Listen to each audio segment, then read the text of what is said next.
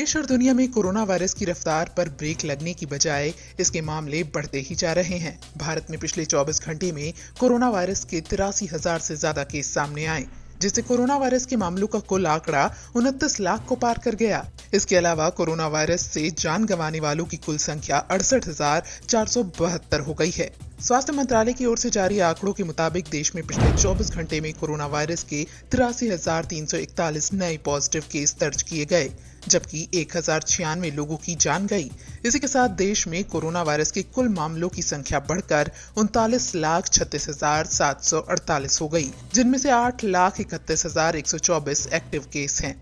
देश में कोरोना संक्रमण के बढ़ते मामलों के बीच रिकवरी रेट में सुधार दर्ज की गई है। केंद्रीय स्वास्थ्य मंत्रालय के शुक्रवार के आंकड़ों के अनुसार देश में अब तक 30 लाख से ज्यादा लोग संक्रमण से उबर चुके हैं और इस बीमारी से स्वस्थ होने वालों की दर 77.15% तक पहुंच गई है।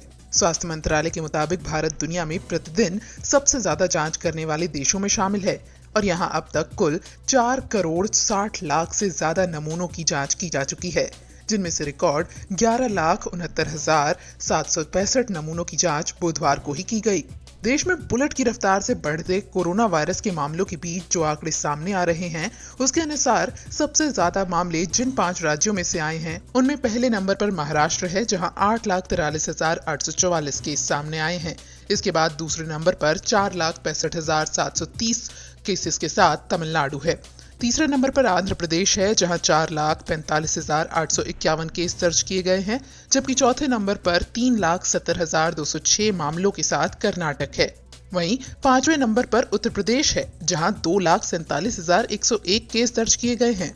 देश में इस वक्त 8.31 लाख से ज्यादा जो एक्टिव केस हैं, उनमें से 62% मरीज इन्हीं 5 राज्यों में से हैं। उधर राजधानी दिल्ली में भी कोरोना संक्रमण के मामलों में एक बार फिर बढ़ोतरी देखने को मिल रही है। दिल्ली में बीते दिनों कोरोना संक्रमण के मामलों में 50% की तेजी देखी जा रही है।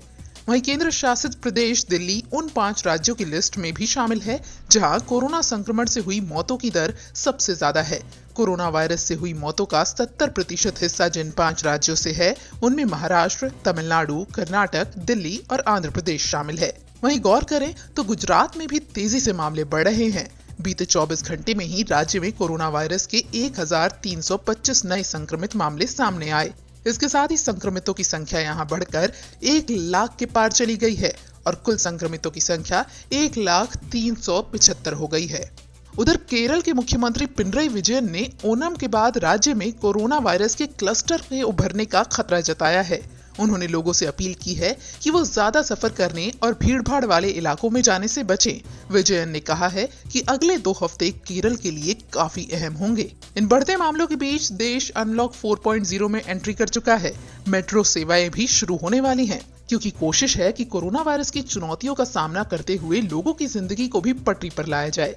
इस बीच कोरोना वायरस के चलते जेईई नीट की परीक्षा स्थगित करने की 6 राज्यों की 6 कैबिनेट मिनिस्टर्स की पुनर्विचार याचिका को सुप्रीम कोर्ट ने खारिज कर दिया है। इसका मतलब ये हुआ कि सुप्रीम कोर्ट ने एक बार फिर 1 सितंबर से 6 सितंबर तक होने वाली जेईई मेन और 13 सितंबर को आयोजित होने वाली नीट की परीक्षा को हरी झंडी दे दी है। इससे ये साफ हो गया है कि अब देश भर में जेईई मेन और नीट परीक्षाएं अपने तय शेड्यूल पर ही आयोजित की जाएंगी। यानी देश में कोरोना वायरस की चुनौतियों से निपटकर जनजीवन सामान्य करने की कोशिशें हैं। वहीं बात करें दुनिया भर में कोरोना वायरस के प्रकोप की, तो कोरोना वायरस से संक्रमण के मामले दुनिया भर में तेजी से बढ़ रहे हैं। दुनिया भर में अब तक कोरोना वायरस के 2,50,00,000 से ज्यादा केस दर्ज किए गए हैं, जबकि इस महामारी से पूरी दुनिया में 8 लाख से ज्यादा लोगों की जान जा चुकी है। इस महामारी से बचने के लिए भारत समेत दुनिया के कई देशों में कोरोना वायरस की वैक्सीन बनाने का काम भी तेजी से चल रहा है। लेकिन इस बीच विश्व स्वास्थ्य संगठन ने कोरोना वायरस की वैक्सीन को लेकर एक नई चेतावनी दे दी है। WHO ने कहा है कि वायरस से बचने के लिए कोविड-19 की वैक्सीन अगले साल 2021 के मध्य तक व्यापक टीकाकरण की उम्मीद नहीं करता है। विश्व स्वास्थ्य संगठन के एक प्रवक्ता ने शुक्रवार को कहा कि वैक्सीन की प्रभावशीलता, सुरक्षा और उसके जांच के महत्व पर ज्यादा जोर देना चाहिए और मंजूरी देने की प्रक्रिया को गंभीरता से लिए जाने की जरूरत है। खैर, दुनिया भर के देशों में कोरोना वायरस से निजात पाने के लिए वैक्सीन की खोज जोरों पर है, लेकिन कोरोना वायरस से बचने के लिए बार बार लोगों से सावधानियां बरतने की अपील भी की जा रही है।